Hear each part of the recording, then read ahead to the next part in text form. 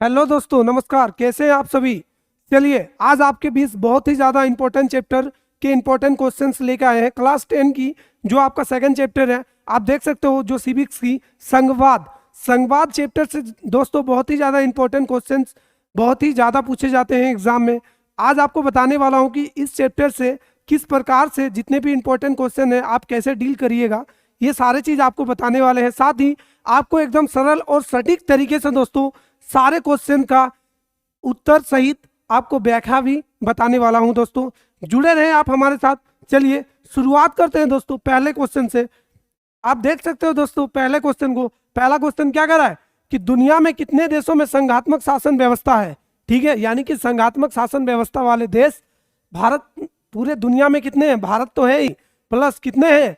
Option number B 25। कितने दोस्तों पूरे दुनिया में जो संघात्मक शासन वाले देश है वो कितने हैं। 25 है। कितने 25 है दोस्तों। ठीक है, सेकंड क्वेश्चन क्या कर रहा है, भारतीय संविधान के अनुसार शक्तियों को सौंपी गई है। हमारे संविधान बताता है कि जो शक्तियां है ना वो किसको सौंपी गई है। राष्ट्रपति को, राज्य विधानमंडल को, राज्यपाल को, या संघीय संसद को। किसको, संघीय संसद को। हमारे देश में कानून बनाने का अधिकार किसको है दोस्तों, संसद को है। किसको है, संसद को, पार्लियामेंट को है। ठीक है, और ये जो शक्ति है, जो संसद को शक्ति मिला है, ये किसके द्वारा, संविधान के द्वारा। किसके द्वारा, संविधान के द्वारा दोस्तों। किसके द्वारा, संविधान के द्वारा। संविधान संसद को शक्ति देती है कि वो भारत के सभी राज्यों प्लस पूरे भारत के लिए कानून बनाए। ठीक है दोस्तों, ये शक्ति कौन देता है, संविधान। ठीक है, तो राइट आंसर आपका क्या हो गया, ऑप्शन नंबर डी। ठीक है दोस्तों, चलिए क्वेश्चन नंबर 3 क्या कह रहा है, समवर्ती सूची में लिखे विषय पर अधिनियम बनाने का अधिकार किसके पास है। यानी कि जो देखिए दोस्तों, हमारे जो संविधान है उसने एक व्यवस्था कर दी है कि हमारे देश के जो सरकार का स्वरूप है वो किस सरकार किन किन नीतियों पर, किन किन विषयों पर कानून बना सकते हैं, इस चीज को बांटा गया है। ठीक है, पहले हम लोग देखेंगे संघ सूची, जो अनुसूची 7 में दिया गया। ये जो सूचियां है ना, ये किसमें दिया गया, अनुसूची 7 में, संघ सूची। ठीक है, राज्य सूची,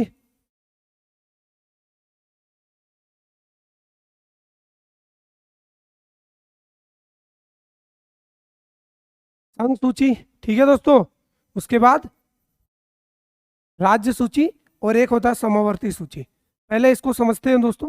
ठीक है, देखिए संघ सूची हम लोग उसे कहेंगे जिसपे जो भी विषय है इस पे कानून सिर्फ कौन बनाएगा, केंद्रीय सरकार। कौन सरकार, केंद्रीय सरकार। और राज्य सूची, यानी नाम से ही पता चल रहा है कि राज्य सूची पे कानून कौन बनाएगा, राज्य सरकार। और समवर्ती सूची, समवर्ती सूची पे कानून कौन बनाएगा, केंद्र सरकार और राज्य सरकार मिलकर बनाएगा। ठीक है दोस्तों, लेकिन कहा गया है कि अगर समवर्ती सूची पे बनाए गए कानून अगर केंद्र और राज्यों के कानून में टकराव होता है तो किसके कानून को माना जाएगा, केंद्र सरकार के कानून को। किसके कानून को, केंद्र सरकार के कानून को। ठीक है दोस्तों, चलिए अब इन तीनों से संबंधित इस चैप्टर में आपके सारे क्वेश्चन सॉल्व हो जाएंगे। ठीक है, इस चैप्टर में आपके इतने छोटे टॉपिक्स में ही सारे क्वेश्चन सॉल्व होंगे और एग्जाम में इसी टॉपिक से ही क्वेश्चन आएगा। चलिए देखते हैं। ठीक है, नेक्स्ट क्वेश्चन क्या कर रहा है, समवर्ती सूची में लिखे विषय पर अधिनियम बनाने का अधिकार किसके पास है, केवल राज्य के पास, केवल संघ के पास, या राज्य और संघ। अभी मैंने बताया कि समवर्ती सूची पे दोनों ही कानून बना सकते हैं, केंद्र सरकार भी और राज्य सरकार भी। तो आपका सही आंसर क्या हो गया, ऑप्शन नंबर सी। ठीक है दोस्तों, चलिए क्वेश्चन नंबर 4 क्या कह रहा है कि वर्तमान में बेल्जियम किस प्रकार की सरकार है। अब बताइए कि वर्तमान में बेल्जियम किस प्रकार की, एकात्मक, तानाशाही, राजतंत्र, संघात्मक।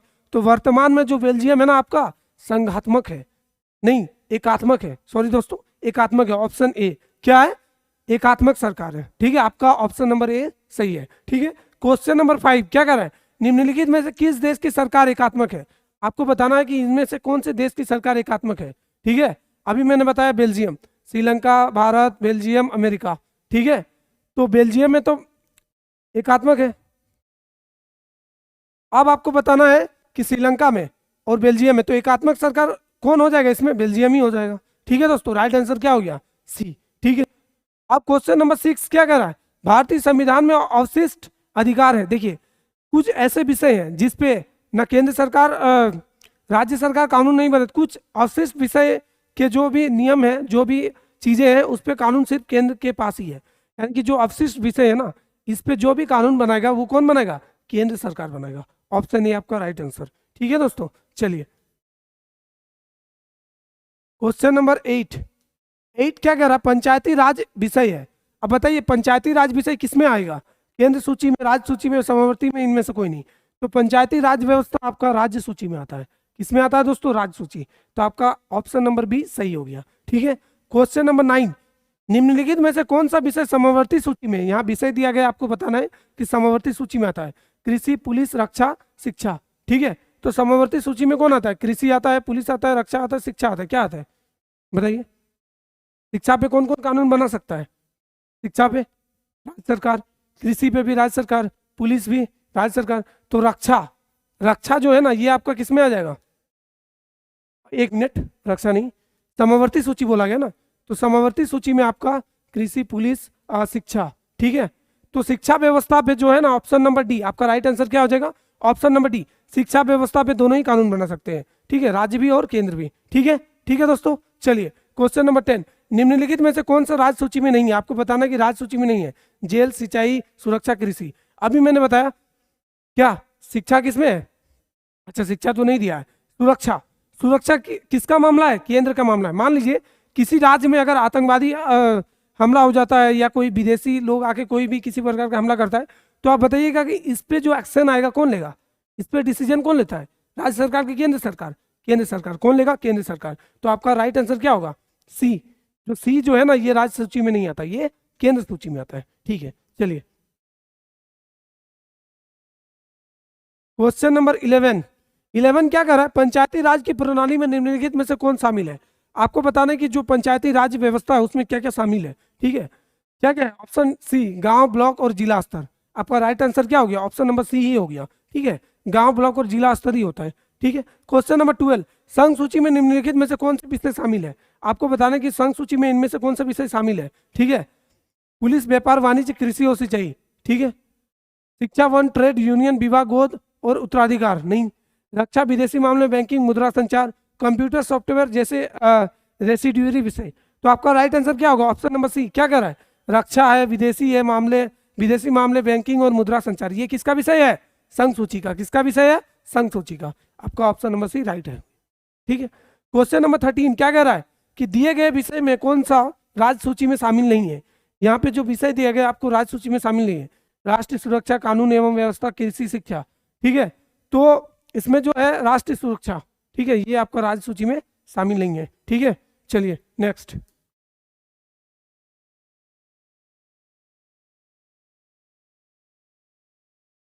क्वेश्चन नंबर 14 क्या कह रहा है दोस्तों कि उस सरकार की पहचान करें जिसमें दो या दो से अधिक स्तर है। आपको बताना है कि ऐसे सरकार जिसमें ज्यादा स्तर है। गठबंधन सरकार नहीं, सामुदायिक सरकार, एकात्मक सरकार, संघीय सरकार। तो इसका राइट आंसर क्या होगा दोस्तों? ऑप्शन नंबर डी संघीय सरकार। संघ सरकार में क्या होता है कि जो सरकार का स्तर एक से ज्यादा होता है।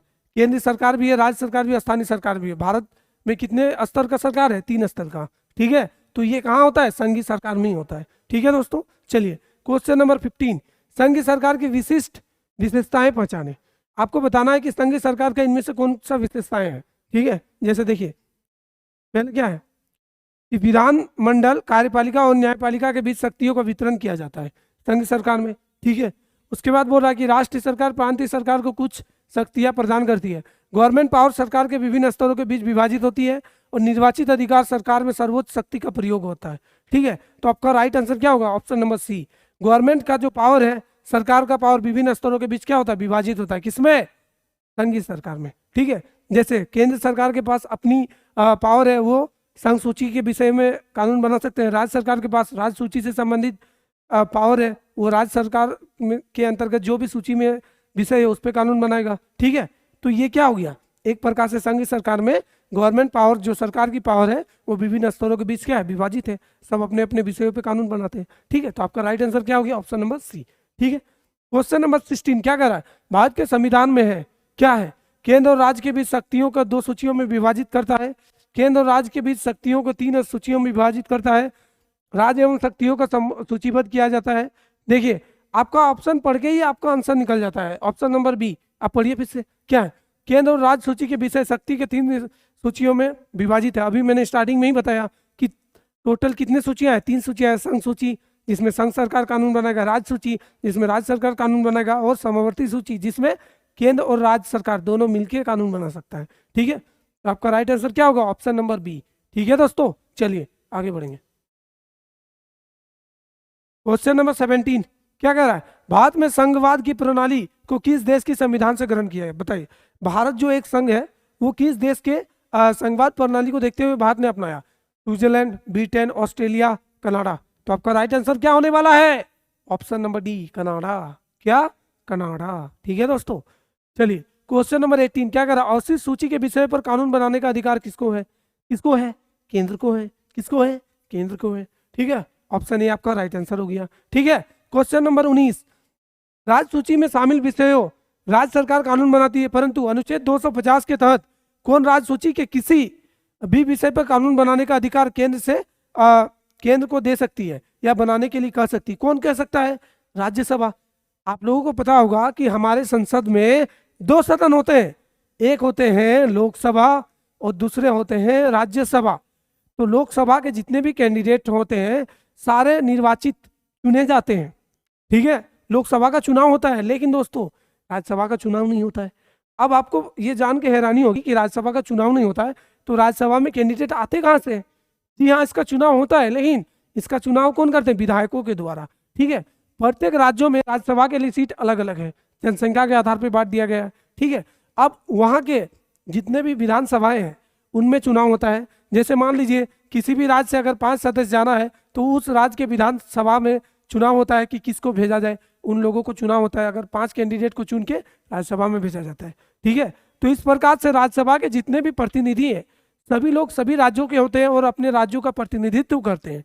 तो इसलिए दोस्तों राज्यसभा के पास ये पावर है कि वो केंद्र सरकार को कह सकता है कि आप हमारे विषयों पे कानून बना सकते हो। कौन? राज्यसभा कह सकता है। कौन? राज्यसभा कह सकता है। ठीक है, चलिए आगे बढ़ेंगे। क्वेश्चन नंबर 20 क्या कह रहा है दोस्तों? समवर्ती सूची में मूलतः 47 विषय थे, वर्तमान में इसमें कितने विषय हैं? कितने हैं? 49, 50, 51, 52। कितने हैं? वर्तमान में 52 विषय है। कितने? 52 विषय। ऑप्शन नंबर डी आपका राइट आंसर। क्वेश्चन नंबर 21 निम्नलिखित में से कौन सा समवर्ती सूची का विषय नहीं है? समवर्ती सूची का विषय नहीं है। स्थानीय प्रशासन एवं पुलिस, तकनीकी, औद्योगिक, श्रम विभाग, जन्म मरण सांख्यिकी। तो आपको जान के हैरानी होगी कि स्थानीय प्रशासन एवं पुलिस ये जो है ना ये समवर्ती सूची का विषय नहीं है। ठीक है, ये राज्यों का विषय है। राज्य अपने अपने पुलिस व्यवस्था खुद संभालती है। ठीक है, क्वेश्चन नंबर 22 इस अनुच्छेद के अनुसार राष्ट्रपति द्वारा राष्ट्रीय आपात घोषित किए जाने की स्थिति में संसद को राज्य सूची में वर्णित विषयों पर कानून बनाने का अधिकार हो जाता है। इसके द्वारा अभी हम लोगों ने पढ़ा 250, इसके द्वारा 250। ठीक है, चलिए आगे बढ़ेंगे। क्वेश्चन नंबर 23 क्या कह रहा है दोस्तों? राज्य सूची में वर्णित व्यापार तथा वाणिज्य विषय पर कानून बनाने के लिए राज्य विधानमंडल में विधेयक पेश करने के पूर्व उस विधेयक पर राष्ट्रपति की सहमति आवश्यक है या नहीं, ये बताया गया है। ठीक है, तो राष्ट्रपति की पूर्व सहमति लेना आवश्यक है या नहीं? मुख्यमंत्री की सलाह पर निर्भर करता है। राज्यपाल की आवश्यकता हो तो नहीं या हाँ? बिल्कुल हाँ, लेना होता है। ठीक है, राज्य सूची में अगर आप व्यापार और वाणिज्य विषय पर कानून बनाते हो, राज्य विधानमंडल में विधेयक पेश होता है तो उसमें राष्ट्रपति की पूर्व सहमति लिया जाता है। और ये जो सहमति है कौन? राज्यपाल। राज्यपाल ऐसे विषयों को राष्ट्रपति के पास भेजता है। ठीक है, और सहमति मिल जाने के बाद वो विधेयक विधानमंडल में पारित कर दिया जाता है। ठीक है, चलिए क्वेश्चन नंबर 24 वर्तमान में राज्य सूची में 61 विषय है, तो मूलतः राज्य सूची में कितने विषय थे? पहले कितने थे? 66, 68, 63, 62। पहले कितने थे? 62 थे। कितना? 62। ठीक है, क्वेश्चन नंबर 25 भारत का संविधान किन अनुच्छेदों के द्वारा केंद्र राज्य प्रशासनिक संबंधों को स्पष्ट करता है? किन अनुच्छेद? 250, 56, 256, 63, 256, 65, 256, 78। तो आपका राइट आंसर होने वाला कौन सा? 256, 63, ऑप्शन बी। ठीक है दोस्तों, चलिए क्वेश्चन नंबर 26 क्या कह रहा है कि संविधान के किन अनुच्छेदों में केंद्र तथा राज्यों के बीच राजस्व स्रोतों का स्पष्ट विभाजन है? 256, 63, 257, 78, 264, 91, 264, 86। तो आपका राइट आंसर होने वाला है ऑप्शन बी, 257 से 278 तक। ठीक है दोस्तों, चलिए क्वेश्चन नंबर 27, निम्न में से कौन सा संघ के प्रमुख राजस्व स्रोत के अंतर्गत नहीं आता है? कृषि भूमि को छोड़कर, ठीक है, कौन नहीं आता है? अन्य संपत्ति पर संपदा शुल्क, कौन नहीं आता है? कृषि भूमि पर कर, ठीक है, ये नहीं आता।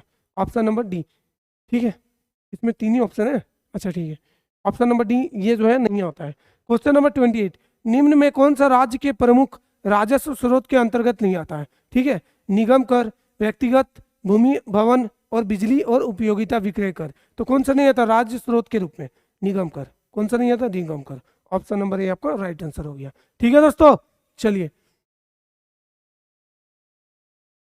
29 क्वेश्चन क्या कह रहा है कि नए राज्यों का गठन एवं राज्यों का पुनर्गठन किस प्रकार के संशोधन की प्रक्रिया के तहत होता है?